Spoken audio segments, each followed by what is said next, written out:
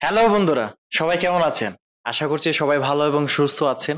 আর আমরা সবসময় এই কামনাই করি যেন আপনারা সবসময় ভালো এবং সুস্থ থাকেন। তো আজকে চলে এলাম নতুন আরেকটি ভিডিও নিয়ে।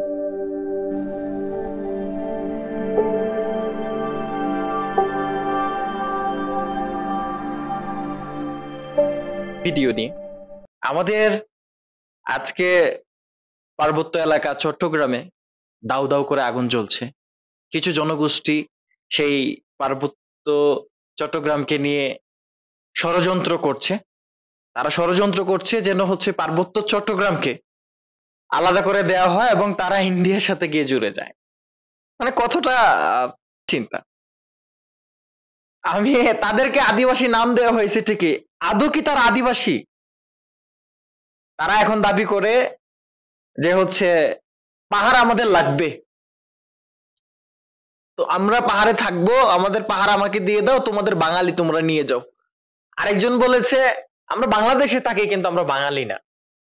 তো বাঙালি না যেহেতু বাংলাদেশে কেন থাকো তোমরা?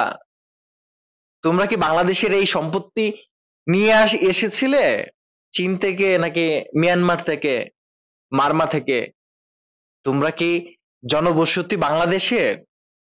আরে ভাই, তোমরা তো মানে আসছো এখানে, তোমাদেরকে মায়া করে বাংলাদেশে জায়গা দেওয়া হয়েছে কখন?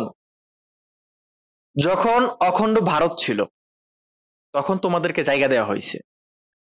তারপরে ভারত থেকে পূর্ব পাকিস্তান পশ্চিম পাকিস্তান হইলো, দুর্ভাগ্যবশত তোমরা বাংলাদেশের ভিতরে পড়ে গেছো। তখন থেকে হচ্ছে তোমাদের এই ঝামেলা। তো এইসব বিষয় নিয়ে আমাদের জিয়া রহমান অনেক চেষ্টা করেছে এটা সমাধান করার জন্য। এমন একটা ভিডিওতে হচ্ছে আমরা আজকে রিয়াকশন দিব। চলুন ভিডিওটা দেখে আসি। আশা করছি সবাই থাকবেন আমাদের সাথে।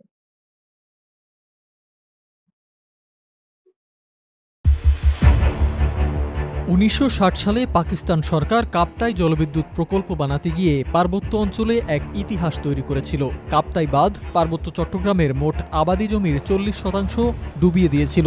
আগে সতর্ক না করায় জলবিদ্যুৎ প্রকল্প চালু হলে রাতের আধারে ডুবে যায় বহু পাহাড়ি ঘরবাড়ি। পাহাড়িদের অধিকারের দাবিতে আন্দোলনটা তখন থেকেই শুরু। সেই আন্দোলনের নেতা ছিলেন এম.এন. লারমা। বাংলাদেশের সাবেক রাষ্ট্রপতি এবং মুক্তিযুদ্ধের অন্যতম সেক্টর কমান্ডার জিয়াউর রহমানের হত্যাকাণ্ডের ৪৩ বছর হয়েছে। ১৯৮১ সালে ৩০ মে চট্টগ্রামে এক সামরিক অভ্যুত্থানে তাকে হত্যা করা হয়। ক্ষমতায় থাকাকালীন জিয়াউর রহমানের প্রতিষ্ঠিত বাংলাদেশ জাতীয়তাবাদী দল বা বিএনপি বাংলাদেশের অন্যতম বৃহৎ রাজনৈতিক শক্তিতে পরিণত হয়। জেনারেল জিয়াউর রহমানের শাসনকালে বাংলাদেশের রাজনীতি, অর্থনীতি এবং কূটনীতিতে মৌলিক বাকবদল ঘটেছে। এসব ঘটনা অনেকের দৃষ্টিতে ইতিবাচক, আবার অনেকের দৃষ্টিতে নেতিবাচক। জেনারেল জিয়া রাষ্ট্র ক্ষমতায় থাকাকালে এমন কিছু পদক্ষেপ নিয়েছিলেন যেগুলো নিয়ে নানা আলোচনা, সমালোচনা এবং বিতর্ক রয়েছে। সেই পদক্ষেপগুলোর একটি ছিল পাহাড়ে সেনাবাহিনী প্রেরণ এবং পাহাড়ে শান্তি প্রতিষ্ঠায় নিয়ন্ত্রণ নেয়া। দেশ স্বাধীনের পর ১৯৭৩ সালে বাংলাদেশের পার্বত্য চট্টগ্রামের জনগণ ও আদিবাসী উপজাতিদের প্রতিনিধিত্ব করার জন্য গঠিত একটি বামপন্থী রাজনৈতিক দল গঠিত হয়, যার নাম পার্বত্য চট্টগ্রাম জনসংহতি সমিতি বা united people's party of the Parbatya Chattogram. দলটি প্রতিষ্ঠার পর থেকে সংগঠনটির স্বায়ত্তশাসন ও জাতিগত পরিচয়ের স্বীকৃতি ও পার্বত্য অঞ্চলের আদিবাসীদের অধিকারের জন্য লড়াই করে আসছিল। ১৯৭৫ সালে বঙ্গবন্ধু হত্যার পর দলটি সশস্ত্র শাখা শান্তিবাহিনীর যাত্রা শুরু হয়। এই শান্তিবাহিনী চাকমা সহ পার্বত্য চট্টগ্রামের ১৩টি আদিবাসী জনগোষ্ঠী নিয়ে গঠিত হয়েছিল, যারা সাধারণত সরকারি বাহিনী ও বাঙালি বসতি স্থাপনকারীদের সাথে লড়াই করার জন্য তৈরি হয়েছিল। এই শান্তিবাহিনী প্রশিক্ষণ নিয়েছিল ভারতে। সরকারের বিরুদ্ধে হামলা ও পার্বত্য অঞ্চলে অপহরণ ও চাঁদাবাজির অভিযোগও পাকাপোক্ত ছিল তাদের বিরুদ্ধে। পরিস্থিতি স্বাভাবিক করতে ১৯৭৮ সালে তৎকালীন বাংলাদেশের রাষ্ট্রপতি জিয়াউর রহমান বাংলাদেশের পূর্বাঞ্চলীয় পার্বত্য চট্টগ্রামে শান্তিবাহিনী দমনের জন্য গঠন করেন পার্বত্য চট্টগ্রাম উন্নয়ন বোর্ড নামে একটি সরকারি সংস্থা।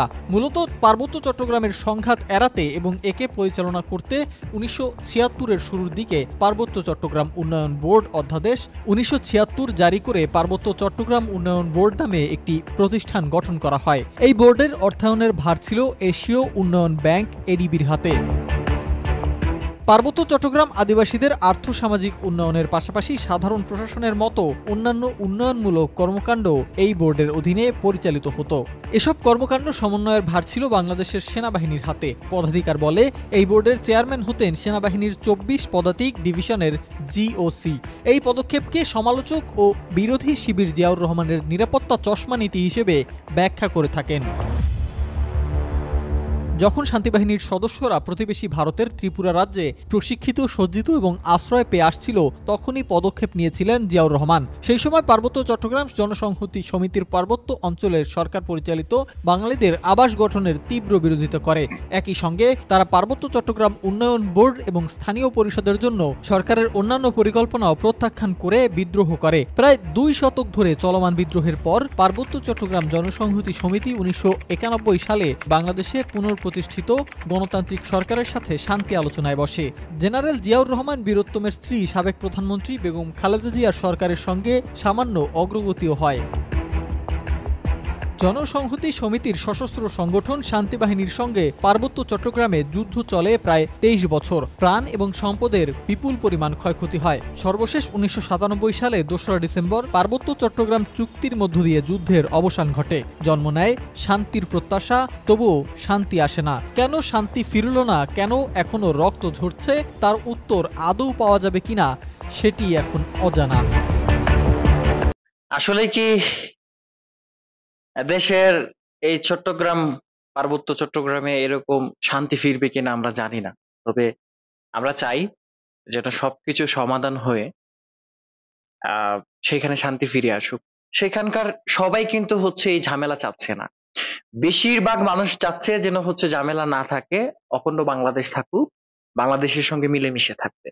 কিন্তু কিছু লোক, কিছু সুবিধাভোগী লোক, তারা বিভিন্ন দলের সঙ্গে, বিভিন্ন দেশের সঙ্গে চক্রান্ত করে দেশটাকে মানে অস্থিতিশীল রাখার চেষ্টা করছে।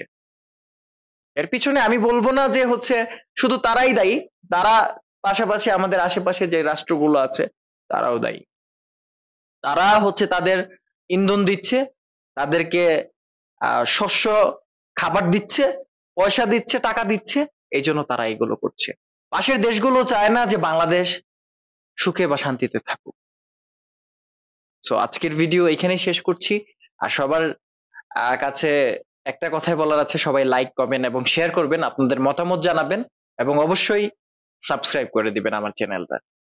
ধন্যবাদ জানাচ্ছি। সবাই ভালো থাকবেন, সুখে থাকবেন এবং নিজের আপনজনদের যত্ন নেবেন। আল্লাহ হাফেজ।